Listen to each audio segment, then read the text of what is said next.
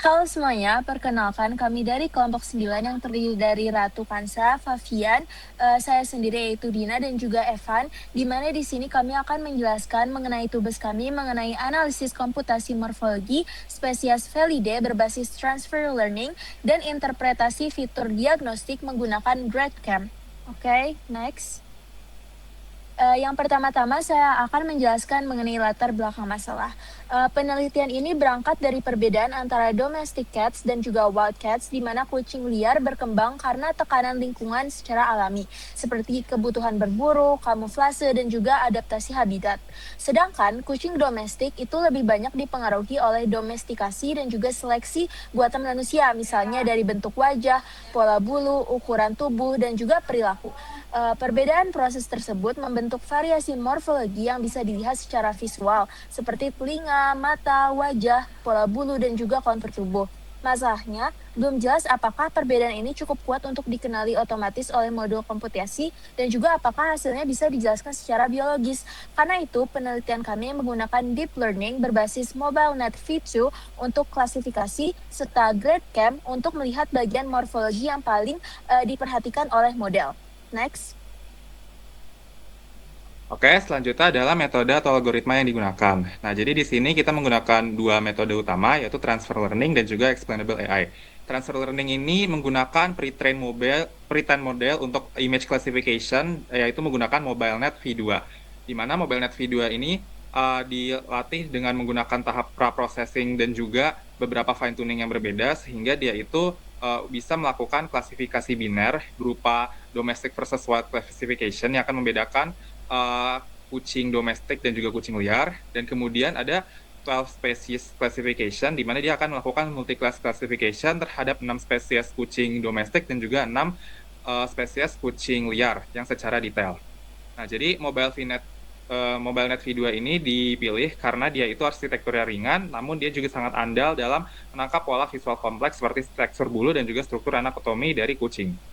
Dan kemudian explainable AI ini menggunakan GradCam ya, karena dia itu bisa menghasilkan heatmap visual dari lapisan konvolusi terakhirnya.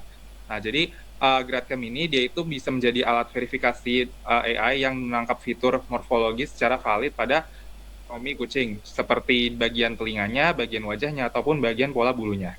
Dan kemudian untuk alur sistem ini dia itu ada 5 tahapan utama, yaitu dari data preparation and cleaning untuk melakukan preparasi dan pembersihan data, preprocessing dan loading untuk melakukan tahap processing pada fitur-fitur yang digunakan, dan kemudian model arsitektur dan training yang merupakan pelatihan dan pembangunan model, dan kemudian ada model prediction and evaluation yang dimana adalah pengujian model menggunakan model yang sudah di training, dan kemudian tahap terakhir adalah explainable AI dan biological interpretation.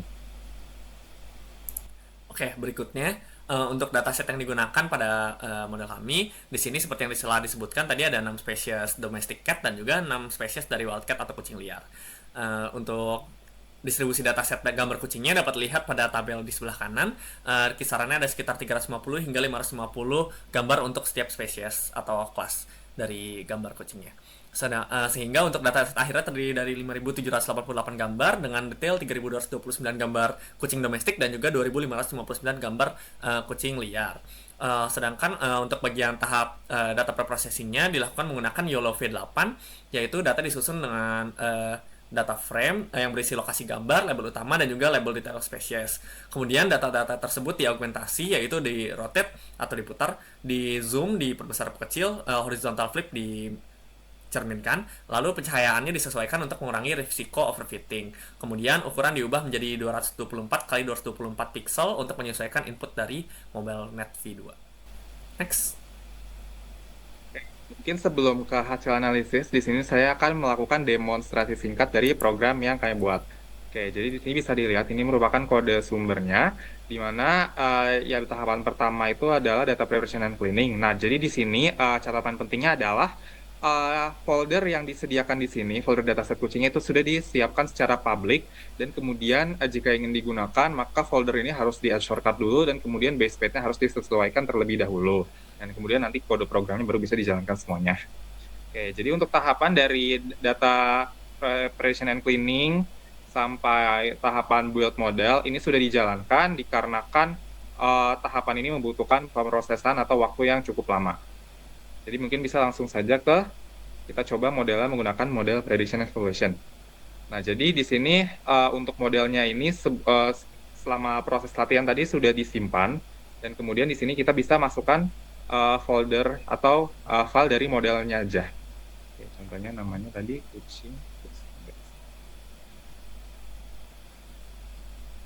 Oke, di sini mungkin bisa diupload aja filenya. Oke, di sini modelnya sudah berhasil di-load, dan kemudian bisa kita jalankan saja untuk memasukkan modelnya. Oke, modelnya sudah berhasil di-mode kembali, dan kemudian kita membuat generator untuk melakukan prediksinya. Oke, di sini sudah berhasil dijalankan, dan kemudian di sini kita bisa langsung melakukan prediksi, dan ini adalah classification report-nya. Dan kemudian di sini adalah confusion matrix-nya juga.